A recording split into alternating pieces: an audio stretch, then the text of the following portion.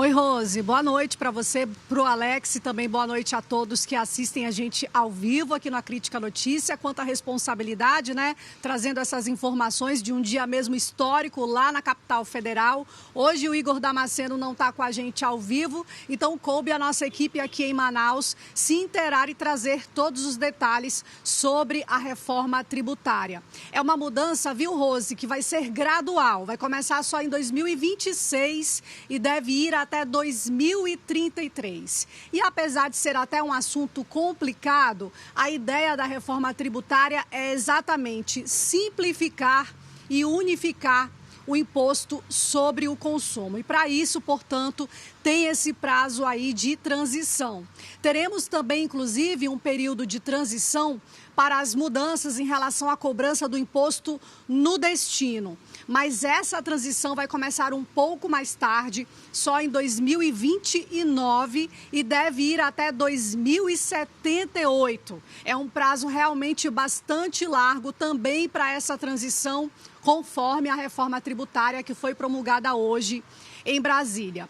Agora, Alex, Rose, a principal novidade, sem dúvidas, é a extinção de 4 tributos que a gente conhece bem: ICMS, ISS, PIS e COFINS. A partir de agora, esses 4 tributos estão extintos e todos eles vão ser substituídos pelo IVA, que é o Imposto sobre Valor Agregado. Inclusive, quem acompanha o A Crítica Notícia diariamente já viu várias reportagens, várias entradas ao vivo, a gente explicando a respeito de todos esses pontos previstos no texto da reforma tributária, que agora realmente já passa a ser uma reforma promulgada em um dia histórico em Brasília, depois de 30 anos, né, Rose, como você disse, depois de 3 décadas. É claro que a gente, para marcar esse dia, a gente também traz esse momento, o momento em que a reforma tributária foi, como eu disse, depois de 3 décadas, os parlamentares se debruçando a respeito desse assunto, até polêmico e complicado. E aí a gente tem esse momento histórico com o momento da promulgação da reforma tributária feita pelo presidente do Congresso Nacional. Vamos acompanhar. Nos termos do parágrafo 3º do artigo 60 da Constituição Federal, declaro promulgada a Emenda Constitucional número 132 de 2023, a reforma tributária brasileira.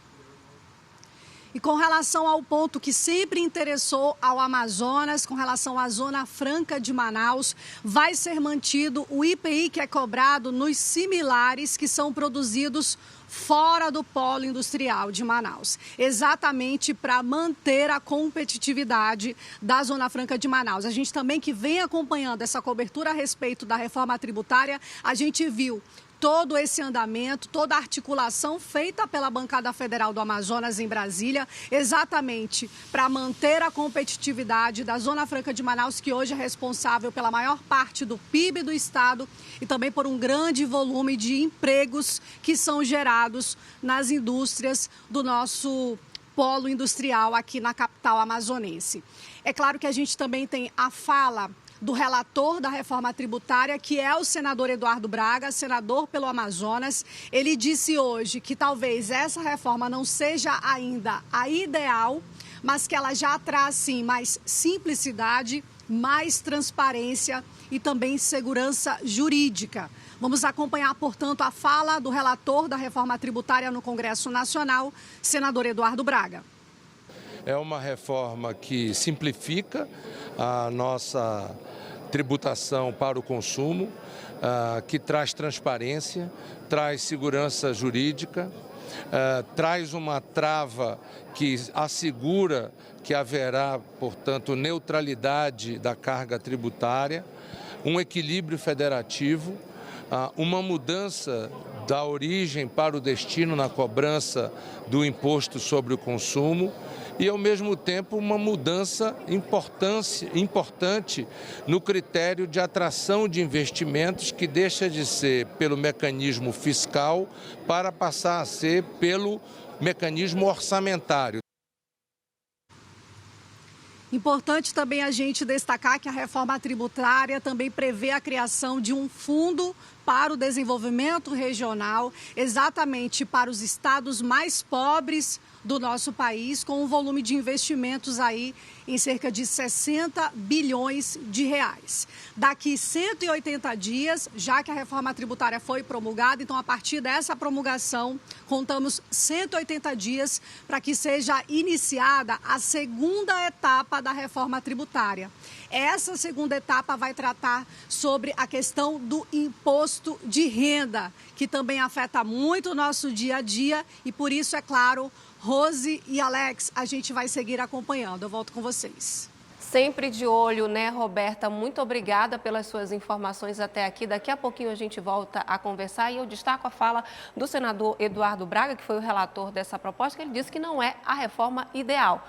Mas é a possível para esse momento, até porque a gente não teve redução de imposto, foi só uma simplificação. O ideal seria que tivesse menos impostos, né? Mas vamos seguir acompanhando essa transição até 2030. Verdade, você trouxe o ponto-chave, que é justamente o que a gente deve ver nos próximos anos, uma readequação dessa mesma lei, né?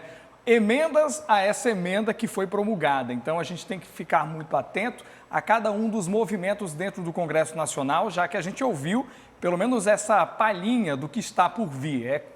É claro, é óbvio e é muito esperado que deve haver alterações. A gente, inclusive, precisa ter uma visão um pouco mais clara de como é que esse recurso sairá dos estados, do consumo dos estados, para o governo federal e como esse recurso será repassado para estados e municípios. A gente viu que fundo de participação dos municípios, por exemplo, a gente acabou ficando com alguns municípios do Nordeste praticamente sem esse recurso vindo do governo federal.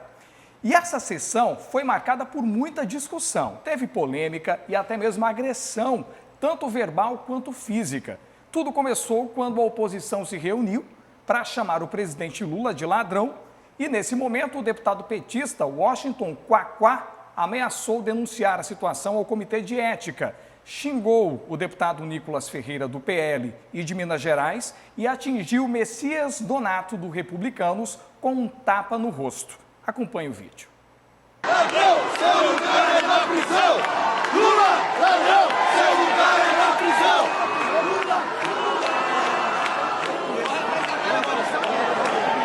Genocida podia! Vou representar na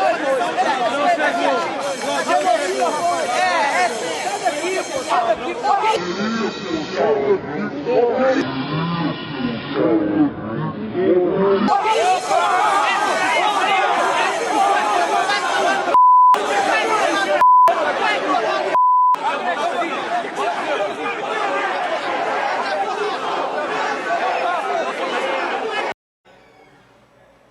Foi bem destacado ali o momento do tapa, né? Inclusive com o replay. Olha, pelas redes sociais, o deputado Quaquá, autor do tapa, disse que só reagiu após ter seu braço empurrado durante a filmagem.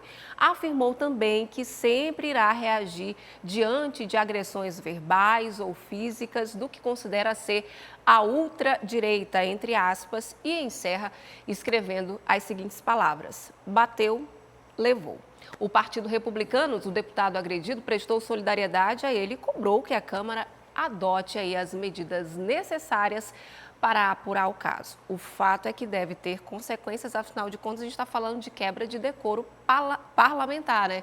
Então, obviamente, a gente está chegando já para o fim do recesso parlamentar, essa situação deve render um pouco aí, mas que é uma cena, infelizmente, que tem sido corriqueira, não da agressão física, mas de uma verdadeira balbúrdia dentro do parlamento. A gente tem visto corriqueiramente acontecer lá em Brasília, desde, inclusive, a polarização marcada aí por essa direita e esquerda, a gente viu desde a eleição de 2018. Pois é, Rosiane, de lá e de cá, e o que se espera é que algo seja feito, o que eu não acredito que vá acontecer, né? Haja vista que quando se trata de uma situação como essa, principalmente porque foi um homem o agredido, se fosse uma mulher, talvez a repercussão fosse um pouco diferente. Mas nesse caso aqui, e ainda mais como você disse, chegando ao recesso parlamentar, ano que vem já foi esquecido, como muita coisa é esquecida no decorrer da política brasileira, né? Caso que a gente vai continuar acompanhando e, claro, Igor Damasceno em Brasília deve atualizar. Mas é lamentável, né? É lamentável a gente ver cenas assim. Infelizmente, é o cenário da política aqui no Brasil. uma vergonha. E aí, gostou desse vídeo? Então, para ter mais acesso a esse conteúdo, não se esquece de se inscrever aqui no nosso canal, ativar o sininho de notificações e, claro, curtir essa publicação. A gente se vê no próximo vídeo.